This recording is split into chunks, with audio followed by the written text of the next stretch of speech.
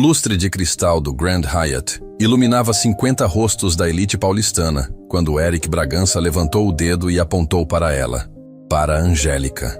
Para a mulher de uniforme branco de serviço que havia acabado de abrir a porta errada, com um rolo de sacos de lixo na mão e uma aliança dourada brilhando no dedo indicador direito, completamente sem entender o que estava acontecendo. Essa mulher, disse ele com uma voz que cortou o salão inteiro como uma faca limpa e precisa. É minha noiva. O silêncio que se seguiu foi do tipo que dói. 50 pessoas prenderam o ar ao mesmo tempo, como se o salão inteiro tivesse esquecido como respirar. As taças de champanhe pararam no ar. O quarteto de cordas que tocava Vivaldi ao fundo parou no meio de uma nota, sem que ninguém tivesse pedido. Os arranjos de flores brancas sobre as mesas continuaram imóveis, indiferentes, os únicos no salão sem uma expressão de choque no rosto. E Mirella Vasconcelos, de vestido vermelho no centro do salão, apertou a taça com uma força tão branca nos dedos que qualquer um ao redor poderia ouvir o cristal reclamar. Angélica não se mexeu. Não porque era corajosa naquele momento. Não havia coragem naquilo. Era simplesmente que o cérebro recusou, com uma firmeza absoluta e desconcertante, processar o que havia acabado de acontecer. Ela havia chegado àquele hotel 3 horas antes para fazer um turno de reforço. Havia dobrado toalhas com aquela precisão metódica que desenvolveu ao longo de anos, abastecido banheiros, empurrado um carrinho de serviço por corredores de mármore que custavam mais por metro quadrado do que ela ganhava em 3 meses. Havia entrado naquela porta por engano, procurando um depósito de suprimentos que ficava no corredor do lado. E agora 50 pares de olhos a encaravam com expressões que ela não sabia decifrar. Surpresa, curiosidade, escândalo mal disfarçado, e em pelo menos um rosto, o da senhora de cabelos brancos perto da janela, algo que parecia sinceramente parecido com esperança. A aliança no dedo era de ouro liso e pesava mais do que parecia. Ela a havia encontrado no chão do metrô naquela mesma manhã. Havia anunciado em voz alta 2 vezes. Ninguém havia reclamado. Havia guardado no dedo para não perder dentro da bolsa. E aparentemente aquela aliança carregava uma história muito maior e mais complicada do que ela poderia ter imaginado num vagão lotado da linha 2 verde às 6h40 da manhã. Eric Bragança atravessou o salão em direção à porta onde ela estava parada, com aquele passo controlado e deliberado de quem aprendeu desde criança que não se demonstra desespero em público. Não importa o quanto o desespero seja real. Quando chegou perto o suficiente, abaixou a voz até que somente ela pudesse ouvir. E mesmo assim o silêncio do salão era tão completo que ela teve certeza de que pelo menos as 3 pessoas mais próximas também ouviam. Por favor, disse ele com uma urgência quieta. Eu explico tudo. Só me dê 5 minutos. Angélica olhou para a mão que ele havia estendido. Uma mão de homem acostumado a apertar outras mãos em reuniões, com uma cicatriz fina entre o polegar e o indicador que ela notou sem saber por quê. Olhou para o salão inteiro que esperava com aquela expectativa coletiva de quem não vai a lugar nenhum enquanto o espetáculo não terminar. Olhou para a aliança dourada no próprio dedo. E naquele segundo, Angélica Monteiro, que havia chegado em São Paulo aos 23 anos com uma mala, a bolsa de pano da mãe e a firme convicção de que sabia exatamente o tipo de vida que estava indo buscar, pensou que em 32 anos jamais havia imaginado que uma segunda-feira comum poderia chegar até aqui. Ela colocou a mão na dele. O salão aplaudiu. Mirella Vasconcelos não aplaudiu. Como uma diarista do Maranhão foi parar no centro de um escândalo da alta sociedade paulistana, com a aliança de uma mulher morta no dedo. O que Eric Bragança estava desesperado para esconder naquela noite?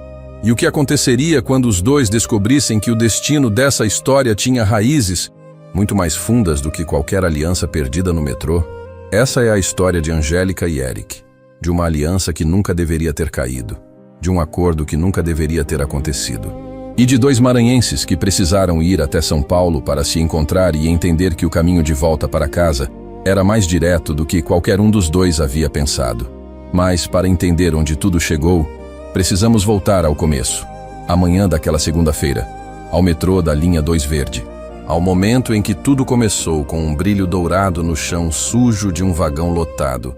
A chuva batia fino nas janelas do vagão quando Angélica Monteiro viu a Aliança pela primeira vez. Eram 6h40 da manhã, estação Consolação, e o metrô chacoalhava cheio com aquele silêncio denso e particular das segundas-feiras em que todo mundo está acordado, mas ninguém está presente de verdade. Cada pessoa dentro do vagão existia dentro de uma bolha própria. O homem de terno encostado na porta com a cabeça tombando de sono. A jovem de fone de ouvido que cantarolava sem perceber. A senhora com sacola de mercado que olhava fixo para um ponto no espaço como se estivesse vendo algo que mais ninguém via. Angélica estava de pé como sempre, segurando a barra com uma mão e a bolsa de pano bege com a outra. A mesma bolsa que Dona Graça havia costurado em Barreirinhas antes da partida, 9 anos atrás, com linha marrom e ponto duplo porque a mãe sempre fazia as coisas para durar. A bolsa havia durado, e Angélica também. A aliança estava no chão entre 2 pares de sapatos. Dourada, lisa, absolutamente quieta. Brilhando com aquela luz particular que só as coisas verdadeiramente importantes têm, mesmo quando jogadas no chão de um vagão de metrô numa segunda-feira de chuva fina. Angélica se abaixou com cuidado, pediu licença para o senhor de terno encostado na porta e pegou o objeto com 2 dedos. Pesava mais do que parecia. Era o tipo de peso que não vinha do ouro em si, mas do que aquele ouro havia significado para a pessoa que o usou, do tempo que passou no dedo de alguém, das histórias que havia testemunhado, do amor que havia representado. De quem é essa aliança? Ela anunciou em voz alta, levantando o objeto para que o vagão inteiro pudesse ver. 6 pares de olhos. 3 desviaram imediatamente de volta para os celulares. 2 ficaram olhando para ela com aquela expressão de quem assistia a algo sem nenhuma intenção de participar. Um homem de fone nem percebeu que ela havia falado. Ela esperou até a próxima estação, Paraíso, e perguntou de novo. O silêncio foi toda a resposta que recebeu. Tinha 2 opções: deixar no chão onde havia encontrado ou guardar para entregar na seção de achados e perdidos da estação. Escolheu guardar, mas a bolsa de pano era funda e estava cheia daquele acúmulo inevitável de dias. O cartão do ônibus, 2 recibos de pagamento, um batom que havia perdido a tampa, uma borracha de cabelo reserva. Ela já havia perdido um brinco de pressão ali dentro, numa manhã de março que preferiu não lembrar, e uma aliança de ouro era uma coisa pequena e escorregadia. Então fez o que sempre fazia com coisas pequenas e valiosas. Colocou no dedo o indicador da mão direita para não perder de vista ao longo do dia. A aliança serviu como se tivesse sido feita para ela. Angélica não parou para pensar no que isso significava. Tinha 3 compromissos naquele dia, e o primeiro começava em 40 minutos. Tinha que ser prática. Ela tinha 32 anos, 1,65 m, cabelo pretos lisos e volumosos, e uma calma no rosto que as pessoas às vezes confundiam com frieza ou indiferença, e que não era nem uma coisa nem outra. Era simplesmente o resultado acumulado de anos, aprendendo que reagir visceralmente a cada coisa que a vida joga custa um tipo de energia que poderia ser usada para coisas mais importantes. Havia chegado em São Paulo aos 23, logo depois que o médico do postinho de Barreirinhas pronunciou a palavra insuficiência, com aquele tom clínico que as pessoas usam para dizer coisas que destroem mundos. Rim, tratamento, longo prazo, caro. A cidade não havia sido gentil com ela nos primeiros meses. O calor diferente, o barulho que não parava nunca, a sensação de ser invisível de um jeito que não acontecia em Barreirinhas, onde todo mundo conhecia todo mundo desde sempre. Mas ela havia sido consistente. E consistência é o tipo de coisa que eventualmente vence qualquer cidade, mesmo São Paulo. Trabalhava como diarista em 3 endereços nos Jardins, acordava todo dia às 5 da manhã, mandava dinheiro para Barreirinhas todo primeiro do mês sem falta, e tinha uma planta de plástico verde numa vasilha de barro no kitnet do Cambuci que insistia em viver apesar da pouca luz e da janela com grade que deixava passar apenas uma fatia de sol por volta das 11 da manhã. Ela gostava muito dessa planta. Sentia que tinham algo em comum. O primeiro apartamento do dia foi o do Dr. Figueiredo, na Bela Vista. E foi tranquilo como sempre. Homem viúvo, de uns 70 anos, que deixava a casa quase limpa antes de Angélica chegar, como se tivesse vergonha de dar trabalho e que pagava certinho no envelope com um obrigado sincero. do tipo que olha nos olhos quando agradece. Ela gostava de trabalhar para ele. O segundo apartamento foi diferente. Dona Eleonora Pacheco Santos tinha 63 anos, marido que aparecia raramente, filhos que viviam em intercâmbios intermináveis na Europa e aquela necessidade profunda e constante de provar para si mesma que o dinheiro significava algo além de conforto material. Para ela significava hierarquia. Significava que as pessoas abaixo dela na conta bancária precisavam reconhecer esse fato com o corpo inteiro, com o tom de voz um meio passo mais baixo, com a cabeça levemente inclinada quando ela falava, com aquele jeito específico de não ocupar mais espaço do que o necessário. Angélica havia trabalhado para ela 6 vezes, e nas 6 saíra com a sensação de que precisava tomar um segundo banho ao chegar em casa. Não pelo suor, mas por outra coisa que não tinha nome exato. "Você não limpou atrás do sofá semana passada", disse Dona Eleonora naquela tarde, de braços cruzados sobre o cardigan de cachemira cor de areia. "Limpei sim, senhora", respondeu Angélica com a calma de sempre. "Está insinuando que estou mentindo?" "Não estou insinuando nada. Estou informando que limpei." Dona Eleonora estreitou os olhos. Havia algo naquela diarista maranhense que a irritava de uma forma que ela não conseguia nomear com precisão, e a incapacidade de nomear irritava ainda mais. Talvez fosse exatamente isso. A calma. A mulher nunca abaixava a cabeça. Nunca pedia desculpa pelo que não havia feito. Tinha aquele jeito quieto de ocupar o espaço que lhe cabia com uma naturalidade que, para Dona Eleonora, soava como uma forma velada e deliberada de confronto. "Vou descontar do pagamento. A senhora pode fazer isso. Mas não vou aceitar desconto por serviço que fiz." Houve um silêncio tenso que durou o tempo exato que Dona Eleonora precisou para decidir que aquela batalha não valia o esforço. Como nas outras 5 vezes, ela pagou o valor inteiro sem mais comentários.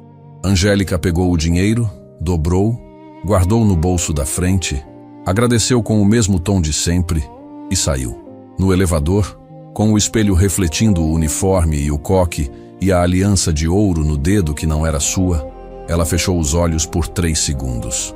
Lembrou do cheiro de mangaba que entrava pela janela da cozinha de Barreirinhas nas manhãs de março, antes da chuva. Respirou. Mais um dia. O Grand Hyatt ficava na Avenida das Nações Unidas e Angélica chegou às 14 horas com o uniforme de reforço que a Cida havia deixado na guarita do prédio num saco plástico. Calça preta, camisa branca com o logo do hotel, crachá provisório escrito à mão. Angelina, com N. Ela não corrigiu. Não era a primeira vez que alguém errava o nome dela, e não era o tipo de coisa que gastava energia consertando. A coordenadora do evento, uma mulher de uns 40 anos chamada Priscila, a recebeu na entrada de serviço com prancheta e expressão de quem tinha pelo menos 15 problemas a mais do que a quantidade de horas disponíveis para resolvê-los. "Você é a reposição da Cida?" "Sou." "Segundo andar. Corredor B. Salões de apoio e banheiros da área de eventos. Não entra no salão imperial a não ser que seja chamada explicitamente. Entendeu?" "Entendi." Angélica passou as 3 horas seguintes trabalhando com aquela precisão metódica que havia desenvolvido ao longo de anos e que algumas pessoas interpretavam como automatismo, mas que na verdade era uma forma de atenção plena que ninguém havia lhe ensinado com esse nome. Cada toalha dobrada tinha uma dobra certa. Cada banheiro abastecido seguia uma ordem lógica de prioridade. Havia uma satisfação silenciosa em fazer as coisas bem, independentemente de quem via ou não via. Às 5h40, com o barulho do evento crescendo no andar de baixo, ela foi buscar sacos de lixo extras no depósito do corredor B. O depósito ficava ao fundo. Ao lado havia uma porta que ela havia passado 3 vezes naquela tarde sem abrir, assumindo ser mais um banheiro de serviço.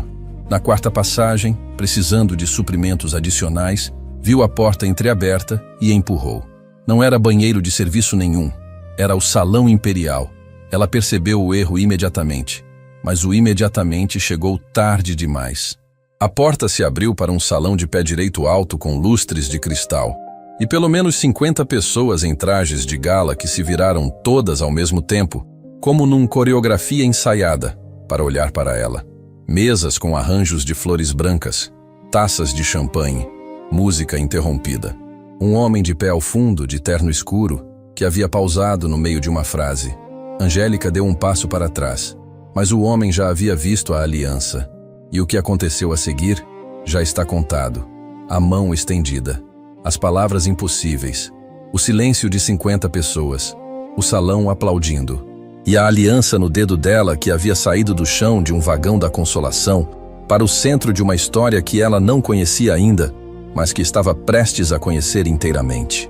Nos bastidores do segundo andar, num banheiro de serviço que ele havia verificado não ter câmera de segurança, Eric Bragança encostou as costas na parede de azulejo branco com o terno de R$10.000 e começou a explicar. Tinha 36 anos, 1,81 m, e aqueles olhos escuros que Angélica foi entender mais tarde que eram idênticos aos do pai. Tinha a cicatriz fina no queixo que ele nunca explicou espontaneamente para ninguém. Tinha o jeito de homem acostumado a controlar situações, reuniões, negociações, crises, e que desta vez havia claramente perdido o controle de uma forma que não sabia ainda classificar entre catástrofe e alívio. A aliança, ele começou. Encontrei no metrô esta manhã, ela disse antes que ele pudesse continuar. Anunciei 2 vezes, ninguém reclamou. Ia entregar nos achados e perdidos, mas coloquei no dedo para não perder e esqueci durante o dia. Não roubei nada. Eu sei. Ele olhou para a aliança com uma expressão que ela levaria tempo para aprender a ler. Era da minha mãe. Morreu há 3 anos. Eu a carrego comigo desde então e hoje de manhã deve ter caído do bolso no vagão. Ele pausou. Como você se chama? Angélica. Angélica. Ele repetiu como quem está testando o peso de uma palavra nova. Eu sou Eric. Eu sei quem você é. Ela cruzou os braços. Quero saber o que aconteceu lá dentro. E por que eu não devo chamar a Priscila agora mesmo? Eric passou a mão no cabelo. Para um homem que havia acabado de declarar uma desconhecida como noiva para 50 convidados, ele parecia surpreendentemente controlado. Ou talvez fosse aquele tipo de cansaço profundo que aprende a ficar quieto. A família me pressiona há 2 anos para me casar com Mirella Vasconcelos. É uma fusão de empresas que meu pai transformou em casamento arranjado. Ele acredita que sem esse acordo, o Grupo Bragança perde o maior contrato da sua história. Uma pausa. Esta noite era a noite que eles haviam marcado para o anúncio oficial. E eu apareci na porta, com a aliança da minha mãe no dedo. Ele olhou para ela. Eu sei como parece. Parece completamente fora de qualquer coisa razoável, ela disse. Ele não discutiu. Mas tenho uma proposta. A proposta era esta: 30 dias. Angélica fingiria ser sua noiva diante da família e dos sócios, enquanto ele organizava uma saída honrosa do acordo com os Vasconcelos. Ela continuaria sua vida normalmente, disponível para 2 ou 3 eventos por semana. Em troca, R$12.000, metade adiantado. R$12.000. Ela ficou quieta por um momento. Pensou nas dívidas que haviam se acumulado durante o último tratamento da mãe. Pensou no kitnet do Cambuci com a infiltração no teto do banheiro que o proprietário prometia consertar há 1 ano. Pensou na palavra breve, que ela havia dito para a mãe tantas vezes que havia perdido o significado de tanto ser adiada. Não, ela disse. Ele piscou. Não, não. Ela tirou a aliança do dedo e estendeu para ele. Não vou mentir para ninguém. Não vou fingir ser o que não sou. Não vou me meter em problema de família rica que não tem nada a ver comigo. Ela esperou que ele pegasse. Aqui está a aliança da sua mãe. Cuide melhor dela. Ele pegou. Ficou olhando para ela na palma da mão por um momento. Foi quando a porta do banheiro abriu sem nenhum aviso. Mirella Vasconcelos entrou com o vestido vermelho, os saltos de 10 centímetros e aquele olhar de quem aprendeu desde a infância que pode entrar em qualquer lugar sem pedir licença porque o mundo foi construído com portas abertas para ela. Olhou para Angélica de cima a baixo com uma avaliação que durou menos de 2 segundos e disse mais do que um parágrafo inteiro. Então é essa, disse ela, sem nem fingir que Angélica estava presente na mesma forma que ela estava. Uma diarista. Ela se virou para Eric como se estivesse concluindo um diagnóstico. Eric, você podia ter escolhido algo mais convincente. Mirella, onde foi buscar ela? Na agência de limpeza? Ela vai fingir ser quem exatamente? E então voltou os olhos para Angélica, e havia algo afiado e deliberado neles. Querida, Você sabe com quem está se metendo? Sabe quem é a família Bragança? Sabe o que acontece com pessoas como você quando tentam se aproximar de pessoas como nós? O calor subiu pelo pescoço de Angélica devagar e ela o reconheceu porque era um velho conhecido. Havia sentido aquele calor na cobertura de Dona Eleonora. Havia sentido no primeiro ano em São Paulo, quando uma patroa contava os objetos de prata antes e depois de cada visita com aquela naturalidade humilhante. Havia sentido em portarias de prédio, em corredores de hospital, em filas de banco. Havia sentido aquilo a vida inteira. E toda vez ela havia respirado fundo, abaixado a cabeça e seguido em frente. Porque o mundo é como é, e gastar energia brigando com o mundo do jeito que ele é, custa mais do que rende. Desta vez, ela não abaixou a cabeça. Sabe o que eu sei? Disse Angélica com a voz tranquila e direta, que Dona Graça havia ensinado não como arma, mas como postura. Sei que essa aliança que você passou a noite inteira olhando não é sua, que o homem que você veio buscar não quer você. E que o que acontece com pessoas como eu, quando se metem com pessoas como vocês, geralmente é muito mais interessante do que vocês esperam. Mirella ficou com as bochechas vermelhas. Eric, encostado na parede, olhou para Angélica com uma expressão nova que ela só foi identificar mais tarde. Era o mesmo reconhecimento que havia sentido ao ver a aliança da mãe no dedo dela. Aquele olhar de quem encontra algo onde não esperava encontrar. Eu aceito, disse Angélica, virando-se para ele com a mesma calma de sempre. Mas as condições são também minhas. Sou tratada como igual em público. Sem me apagar, sem me esconder, sem me usar como cenário de fundo. Se em algum momento eu for tratada da forma que acabei de ser tratada aqui, ela deu uma olhada breve e sem raiva para Mirella. Saio na hora, sem aviso, sem devolução do adiantamento. Eric estendeu a mão. Ela apertou. Mirella saiu batendo a porta com uma força que fez os azulejos tremerem. Nos dias que se seguiram, Angélica foi absorvendo as mudanças com a mesma calma metódica com que absorvia tudo. De fora. Por dentro, era diferente. Por dentro havia uma consciência constante do quanto aquilo era diferente de qualquer coisa que havia vivido antes. Eric havia contratado uma consultora de imagem discreta chamada Beatriz para ajudá-la com o guarda-roupa necessário para eventos sem transformá-la em outra pessoa. Beatriz tinha 40 e poucos anos, cabelo grisalho curto, e o jeito direto de quem trabalhou com vaidade alheia tempo suficiente para não ter mais nenhuma. Você não precisa virar ninguém, disse ela já no primeiro encontro, andando ao redor de Angélica com aquele olhar avaliador que não era cruel. Só preciso. Precisa de roupa que caiba no ambiente. O resto você já tem. Angélica perguntou o que ela queria dizer com o resto. Beatriz pensou por um momento. Presença, disse ela finalmente. Tem gente que entra num lugar e o lugar fica maior. Tem gente que entra e fica menor. Você entra e o lugar fica exatamente do tamanho que é. Isso é mais raro do que parece. No primeiro evento oficial, um jantar com diretores da empresa na Vila Nova Conceição, Angélica chegou de vestido azul marinho simples, cabelo solto pela primeira vez em semanas, e respondeu cada pergunta dos presentes com a honestidade calibrada de quem não tem nada a esconder porque simplesmente decidiu não esconder nada.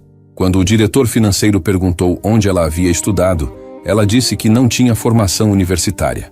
Quando a esposa de um sócio perguntou onde se conheceram, ela disse que foi numa segunda-feira de manhã numa situação que era uma história longa demais para jantar. Eric estava ao lado dela com aquela distância correta de quem respeita o acordo. Ao final da noite, no corredor de saída, disse obrigado com uma sinceridade que ela não esperava e que ficou mais tempo do que devia na cabeça depois. A aliança da mãe permanecia no bolso interno do paletó dele. No dedo de Angélica havia agora um anel discreto de ouro branco que ele havia comprado numa joalheria do Itaim sem perguntar o tamanho e que serviu perfeitamente. Os dois notaram e nenhum dos dois comentou.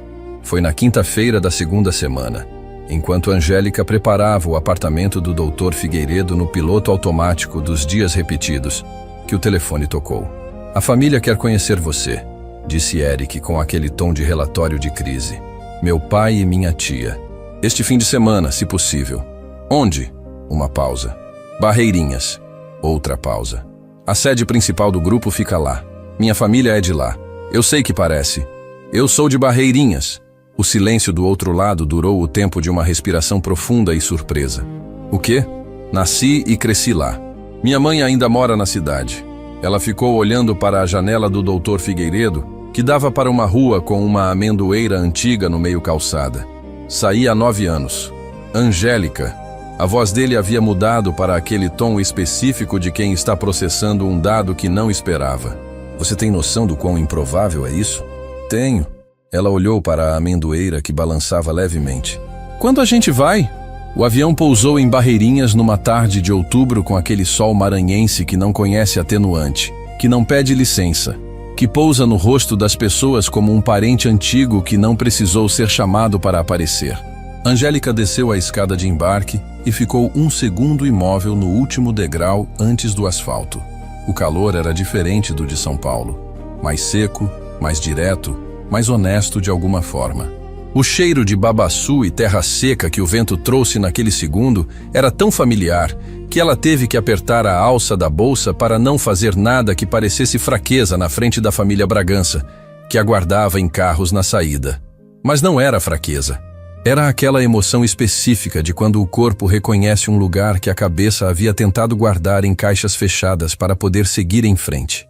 O céu aqui era de outra cor, mais fundo, mais saturado, azul do tipo que São Paulo não fazia mesmo nos melhores dias. As casas mais baixas deixavam o horizonte visível de todo lugar. As ruas tinham aquela largura generosa que ela havia passado anos confundindo com saudade. Ela estava em casa. Eric desceu ao lado dela e observou sem dizer nada. Para ele, Barreirinhas era a sede da empresa e o lugar onde estavam enterradas as 2 coisas mais importantes da sua história: a mãe e a infância que acabou quando o pai o levou para São Paulo aos 12 anos, e o mundo ficou maior e mais frio ao mesmo tempo. Para Angélica era outra coisa inteiramente. Era o começo de tudo. A propriedade da família Bragança ficava nos arredores da cidade. Uma casa grande de 1 andar com varanda comprida de frente para o horizonte. Lá no fundo, além das últimas casas da cidade e da linha das mangueiras, as dunas brancas dos Lençóis apareciam como uma promessa que o Maranhão fazia para todo mundo que nascia olhando para elas. Rodrigo Bragança tinha 62 anos, cabelos completamente brancos e olhos idênticos aos do filho, carregando aquela severidade no rosto que parecia ter encontrado residência permanente há tanto tempo que já não se distinguia mais do rosto em si.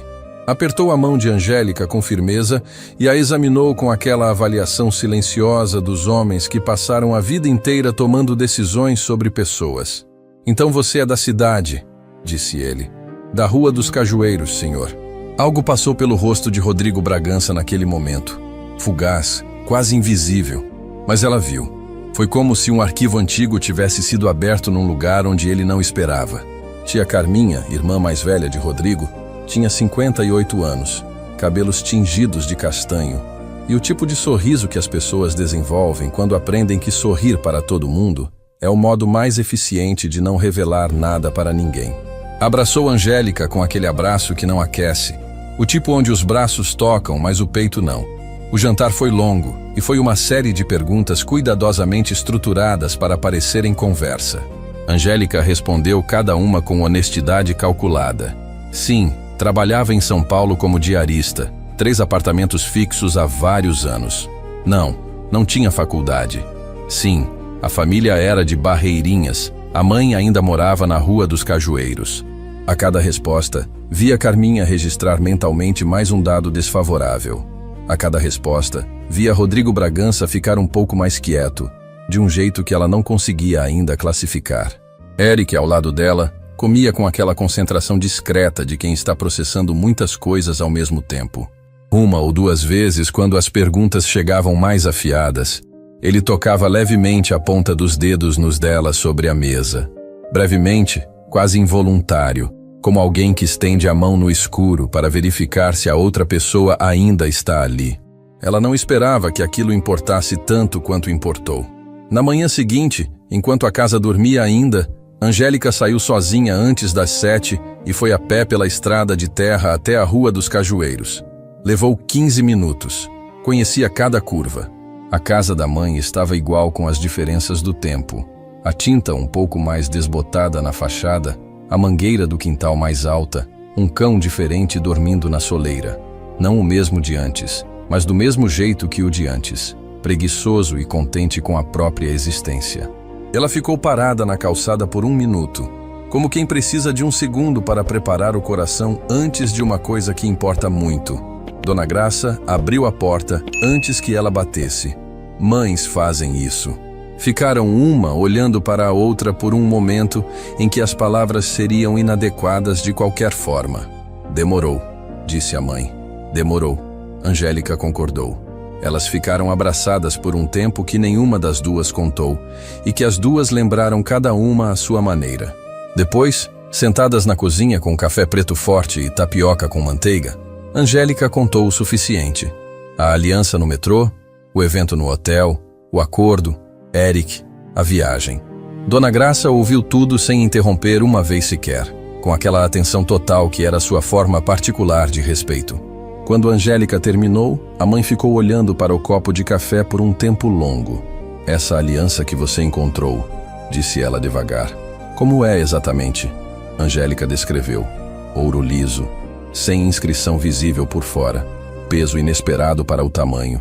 Dona Graça ficou quieta por um tempo que começou a parecer longo. Há uns 30 anos eu trabalhei por uma temporada na casa dos Bragança como lavadeira. Ela não olhou para a filha enquanto falava, como se estivesse vendo outra coisa. A mulher do Dr. Rodrigo, a Beatriz, Deus a tenha na glória, era do tipo de pessoa que a gente não esquece. Não porque fosse rica, porque tratava todo mundo do mesmo jeito, sem distinção nenhuma. Funcionário, visita, parente, tanto fazia. Dizia bom dia de verdade, perguntava da família e ouvia a resposta de verdade. Uma pausa. Um dia eu derrubei um vaso dela sem querer, um vaso de porcelana azul que ficava na sala de entrada. Fiquei desesperada. Ela veio, olhou o vaso no chão e disse: Graça, vasos se substituem, pessoas não. Nunca mais esqueci essa frase. Angélica sentiu alguma coisa se mover no centro do peito. Ela tinha uma aliança, continuou Dona Graça. De ouro, Lisa, que o marido tinha dado de presente. Eu a via todo dia enquanto ela estendia a roupa. Lisa por fora, sem nada. Mas por dentro tinha, disse Angélica em voz baixa. A mãe a olhou.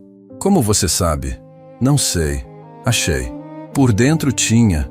Dona Graça pousou o copo de café. Beatriz, sempre. Era o que estava gravado. Eu vi uma vez quando ela tirou para lavar a mão. Angélica ficou olhando para a mãe por um momento sem dizer nada. Depois pediu licença, foi ao banheiro e ficou de pé em frente ao espelho por 30 segundos antes de tirar o celular do bolso e ligar para Eric.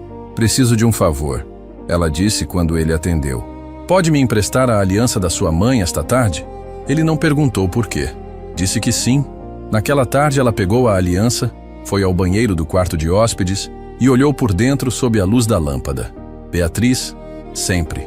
Ficou com as letras entre os dedos por um tempo que não soube medir. Pensou na mãe de Eric estendendo roupa num quintal de barreirinhas com aquela aliança no dedo, enquanto a mãe dela dobrava as peças molhadas do lado. 2 mundos compartilhando o mesmo quintal, o mesmo sol, a mesma manhã. Pensou na frase: vasos se substituem, pessoas não. Pensou no quanto aquelas palavras haviam sobrevivido. Da boca de Beatriz Bragança para o ouvido de Dona Graça, para a memória de 30 anos para a cozinha da manhã daquele dia. Devolveu a aliança sem dizer nada. Mas algo havia se assentado dentro dela de um jeito silencioso e definitivo. Nos dias que se seguiram, os lençóis fizeram o trabalho que os lençóis sempre fazem com as pessoas que cresceram olhando para eles. Desfizeram os nós. Eric a levou pelas lagoas que só os locais conhecem. Não as dos cartões postais, não as das excursões de turismo, mas as que ficam além das dunas mais altas, as que pedem uma caminhada de 40 minutos pela areia quente e entregam em troca um azul tão impossível que cada vez que ela via, mesmo tendo visto a infância inteira, parecia a primeira vez. Ela o levou aos lugares que não estão em nenhum guia. A barraca da Dona Iracema, na beira da Lagoa Menor, onde o bolinho de arroz com queijo de coalho era feito com uma receita que ninguém tinha anotado nunca, porque não precisava anotar. A curva do rio Preguiças, onde o vento mudava de direção, exatamente às 5 da tarde. todo dia, como um relógio que a natureza havia instalado ali sem explicação. A duna de onde se via o pôr do sol, refletido nas 3 lagoas ao mesmo tempo, criando aquela multiplicação de laranja e rosa que parecia computação gráfica, e era apenas o Maranhão sendo o Maranhão. Minha mãe dizia que os lençóis eram a prova de que Deus tem bom humor, disse Eric numa dessas tardes, sentado na areia com os sapatos na mão e os pés enterrados até o tornozelo. Porque ninguém sensato colocaria um deserto dentro de um lugar onde chove tanto. Angélica riu. Era a primeira vez que ele a ouvia rir desse jeito. Não o sorriso educado e controlado dos eventos paulistanos, mas o riso que sobe do peito sem pedir licença e ocupa o espaço que precisa ocupar. Ele ficou olhando para ela por um segundo a mais do que era seguro para quem tem um acordo para manter. Ela percebeu. Nenhum dos dois disse nada sobre isso. Foi naquela mesma noite, às 2 da manhã, que Angélica acordou com sede e saiu do quarto de hóspedes na ponta dos pés. A casa estava escura, exceto pelo corredor que levava à sala, de onde vinha uma luz baixa e 2 vozes que ela reconheceu antes de virar a esquina. Carminha e Rodrigo. Ela parou no corredor sem querer. Mandei verificar, Rodrigo. Ela apareceu naquele hotel trabalhando como reforço de limpeza. Consta no registro da empresa de eventos. Carminha falava baixo com a urgência de quem acredita que urgência baixinha é menos urgência. Não tem nenhuma conexão com o Eric anterior a 3 semanas. É um arranjo. Ele está criando um obstáculo para escapar dos Vasconcelos. Carminha, os Vasconcelos já sabem. A Mirella ligou esta tarde. Uma pausa. Ela tem prova. Angélica voltou para o quarto sem fazer barulho. Fechou a porta com cuidado. Sentou na beira da cama no escuro com as mãos no colo. Ficou assim por um tempo longo, no escuro, pensando. Pensou no acordo, ou no dinheiro, na infiltração do Cambuci, no breve que havia perdido o significado. Pensou nas lagoas azuis sob o sol de outubro. Pensou em Eric tocando a ponta dos dedos nos dela à mesa de jantar. Pensou em Beatriz, sempre. Pensou na mãe dizendo vasos se substituem, pessoas não. Não dormiu mais naquela noite. Mas não foi uma noite perdida. Foi uma noite em que ela pesquisou. Pegou o celular, abriu o banco de dados público de cartórios que usava às vezes para verificar registros de imóveis de patrões que atrasavam pagamento. E foi fundo, muito fundo. Procurou o nome Vasconcelos. Procurou o nome Bragança.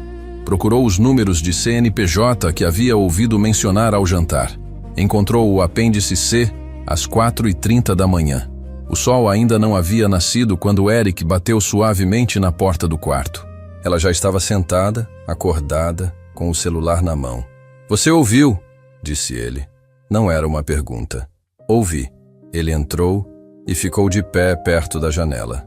Lá fora o horizonte estava começando a clarear com aquele azul pré-aurora que existe em Barreirinhas como em nenhum outro lugar. "A Mirella chega hoje de manhã. Ela tem os registros do acordo.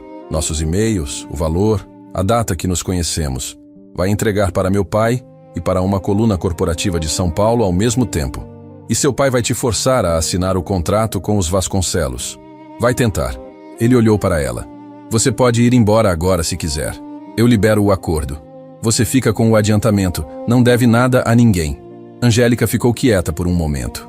"Eric, você leu o contrato completo com os Vasconcelos? Todo ele, incluindo os apêndices?"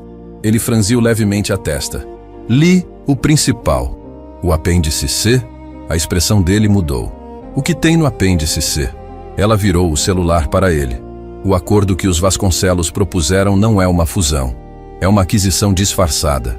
Com o contrato de casamento assinado, em 18 meses, através de uma cláusula de subordinação no apêndice C, que nunca aparece nas versões resumidas que circulam, o Grupo Bragança passa a ser subsidiária do Grupo Vasconcelos." Ela esperou ele ler. "Encontrei num banco de dados público. O cartório errou na classificação ao protocolar e ficou indexado abertamente." Eric pegou o celular. Ficou lendo. Angélica ficou observando o rosto dele enquanto ele lia e viu o momento exato em que cada palavra pousou no lugar certo. A imobilidade que desceu sobre ele não era de choque. Era de alguém que está reagrupando tudo o que pensava saber sobre uma situação. "Meu pai não sabe disso", disse ele em voz baixa. "Não, ninguém da sua família sabe." Ele ergueu o olhar do celular e ficou olhando para ela por um momento. Você podia ter ficado quieta, pegar o dinheiro do acordo, ir embora, nunca mais ouvir falar de nenhum de nós. Angélica ficou quieta um instante.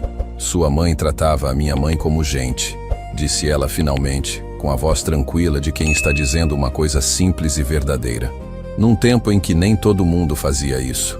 Uma pausa. Achei que o filho dela merecia saber a verdade. Mirela Vasconcelos chegou em Barreirinhas pela manhã com 2 malas, 2 assessores e a matéria preparada para envio com um clique. Entrou na casa dos Bragança com a compostura de quem passou a semana inteira ensaiando aquele momento, reuniu todos na sala principal, colocou o celular na mesa com a evidência organizada e clara.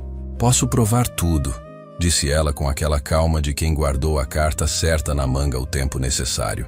O acordo, o pagamento combinado, a data exata em que se conheceram no evento. "Assina o contrato com meu pai hoje? Ou isso sai publicado hoje ainda e o Grupo Bragança vira assunto de coluna até o fim do ano?" A sala ficou em silêncio. Rodrigo olhava para o filho. Eric ficou quieto. E foi exatamente esse silêncio que Angélica decidiu quebrar. Ela foi para o centro da sala com aquele passo lento e deliberado de quem não tem pressa porque tem razão. "Pode publicar", disse ela. Todos olharam. "Pode publicar tudo." A voz era tranquila como sempre. "É verdade. O Eric me pediu para fingir. Eu aceitei porque precisava do dinheiro. Não nos conhecíamos antes. Pode publicar." Ela parou. "Mas antes disso, tenho uma pergunta para o Sr. Rodrigo." O pai de Eric a olhou com aquela atenção completa e silenciosa que era a forma como ele ouvia as coisas que importavam. "O senhor leu o apêndice C do contrato que a família Vasconcelos propôs?" O silêncio que se seguiu foi de outra qualidade, mais pesado, mais antigo. "Que apêndice?" perguntou ele com uma voz que havia descido de tom. "O acordo não é uma fusão, senhor. É uma aquisição disfarçada. Em 18 meses, por uma cláusula de subordinação que não aparece nas versões resumidas apresentadas ao senhor, o Grupo Bragança passa a ser subsidiária do Grupo Vasconcelos." Ela tirou o celular do bolso e virou a tela. "Encontrei num banco de dados público de cartórios. O cartório errou a classificação ao protocolar e o documento ficou acessível. Posso mostrar agora, ou o senhor pode chamar seu advogado para confirmar. Mas sugiro confirmar antes de assinar qualquer coisa." Rodrigo Bragança olhou para a tela. Depois olhou para Mirela. A mulher do vestido vermelho havia perdido toda a cor do rosto. "Está mentindo", disse Mirela, mas a voz havia perdido a compostura que era sua armadura. "Tenho os documentos. São públicos e verificáveis." Angélica não levantou a voz. Nunca precisou. "Não estou mentindo." O que se seguiu foram 40 minutos de ligações entre Rodrigo e seus advogados em São Paulo, durante os quais Mirela ficou sentada no sofá com os assessores ao lado e Angélica foi para a varanda olhar para as dunas. Eric foi até ela logo depois. Ficaram lado a lado por um tempo sem falar. "O acordo com os Vasconcelos acabou", disse ele finalmente. "Meu pai está encerrando as negociações agora." Uma pausa. "E o nosso acordo também acabou. Você não deve mais nada." "Eu sei. O dinheiro fica com você." Ela o interrompeu com gentileza. "Não foi por causa do dinheiro." Ele ficou olhando para ela. "Por que foi então?" Angélica ficou olhando para as dunas brancas no horizonte por um momento. "Porque sua mãe disse para a minha que vasos se substituem, pessoas não", disse ela. "E achei que a família dela merecia saber a verdade." Ele ficou quieto por um longo momento. Depois tirou a aliança do bolso interno do paletó e a colocou aberta na palma da mão, em direção a ela. "Lê o que está gravado por dentro." Ela já sabia o que estava escrito, mas pegou a aliança e leu assim mesmo, com a ponta do dedo passando sobre as letras gravadas em ouro. "Beatriz, sempre." Ficou com ela entre os dedos por um tempo. "Minha mãe dizia que essa aliança tinha um feitiço", disse Eric com uma voz mais baixa do que de costume. "Que ela só ficava no dedo certo." Uma pausa. "Quando eu te vi naquele salão, a primeira coisa que pensei foi que ela teria gostado muito de você." Angélica o olhou. "Isso é uma história de criança", disse ela. "É." Ele não discutiu, mas funcionou do mesmo jeito. Antes do final, estimada leitora, uma última brincadeira. Escreve "ameixa" nos comentários se você está com o coração cheio agora. E se você chorou em algum momento dessa história, escreve Ameixa dos Lençóis. A gente sabe quem são os verdadeiros. Nos dias que se seguiram, Barreirinhas assistiu ao encerramento de 2 histórias e ao início de uma. Mirela Vasconcelos voltou para São Paulo sem contrato e sem noivado, e a coluna nunca foi publicada, porque os advogados dos Vasconcelos descobriram rapidamente que a cláusula de aquisição exposta publicamente era exatamente o tipo de documento que tornava qualquer publicação sobre o assunto um risco jurídico considerável para a própria família deles. Rodrigo Bragança passou 2 dias em reuniões intensas com sua equipe jurídica, revisando cada linha de cada acordo que havia assinado nos últimos 3 anos. Depois chamou o filho para uma conversa que durou 3 horas com a porta fechada. Angélica não soube o que foi dito, mas quando Eric saiu da sala, havia algo diferente no jeito que ele andava, como se um peso que havia se instalado nos ombros há anos tivesse finalmente encontrado um lugar diferente para pousar. Carminha buscou Angélica no jardim numa tarde, sentou ao lado dela numa das cadeiras de vime sob a mangueira e ficou olhando para o quintal por um tempo sem dizer nada. Depois disse apenas: "Acho que a resposta para onde o Eric te encontrou era no lugar certo." Não disse mais nada. Levantou, ajeitou a blusa e voltou para dentro. Era suficiente. Dona Graça veio jantar na casa dos Bragança numa quinta-feira, convidada por Eric com uma formalidade que havia deixado Angélica sem palavras por um momento, porque havia algo muito deliberado e respeitoso naquele convite, como quem entende que certas dívidas se pagam com atenção. Dona Graça veio com o cabelo penteado e o vestido de domingo, e sentou à mesa com Rodrigo Bragança, que a reconheceu após um instante de hesitação, e disse o nome dela com uma surpresa que tinha 30 anos de distância dentro. Dona Graça, a lavadeira que nunca quebrava nada. Exceto uma vez, ela corrigiu com calma. Exceto uma vez, ele concordou. E depois, mais baixo, minha esposa falou de você mais de uma vez depois daquilo. Não disseram mais nada sobre isso. Não precisavam. Angélica viu a mãe limpar discretamente o canto do olho enquanto passava o prato e entendeu que havia certas coisas que só o tempo pode fazer. Restaurar o que ficou incompleto, devolver o que ficou sem resposta, fechar o que ficou aberto, e que às vezes o tempo finalmente faz.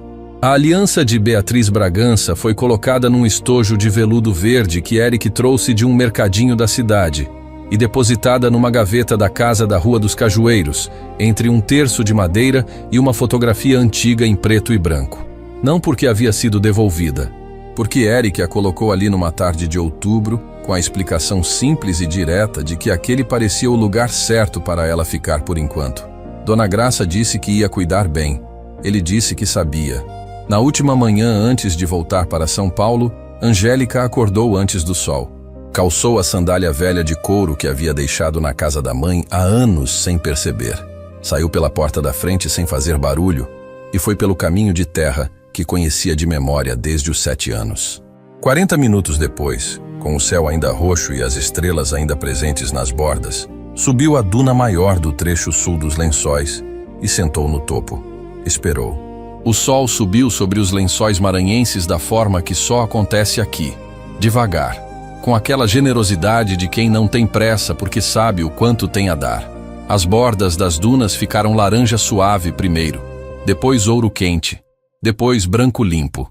As lagoas lá embaixo acordaram azuis uma de cada vez, como olhos abrindo, e o silêncio da madrugada foi se transformando no silêncio diferente da manhã, mais cheio, mais vivo, com o som do vento atravessando a areia com aquele sussurro que ela havia passado 9 anos tentando não sentir falta.